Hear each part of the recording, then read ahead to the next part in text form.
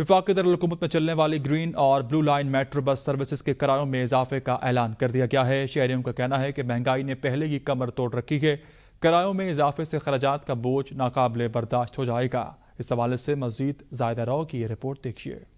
اسلام آباد لاکھوں نفوس پر مشتمل شہر اور محدود پبلک ٹرانسپورٹ اور وفاقی دارالحکومت کے شہریوں سے یہ سہولت بھی ہاتھ چھڑانے لگی۔ کیپٹل ڈیولپمنٹ اتھارٹی کے زیر انتظام چلنے والی گرین اور blue line metro bus services کے کرایوں میں اضافے کا اعلان کر دیا گیا، جس کا اطلاق 1 اکتوبر کو ہوگا۔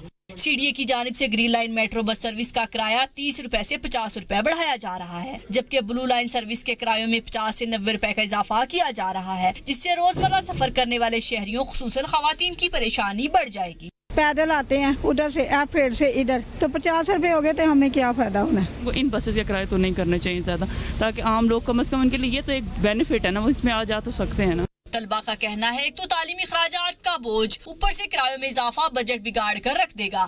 ہمیں پاکٹ منی جو ہم سے گھر سے ملتی ہے اس میں ہم نے دو ٹائم کا سفر کرنا ہوتا ہے۔ بہت سے لوگ ایسے ہوتے ہیں جو بہت زیادہ مجبور ہو کے اس میں آتے ہیں، اور اس کا جو کرایہ ہے اتنا ہی رہنا چاہیے، یہ نہیں بڑھنا چاہیے۔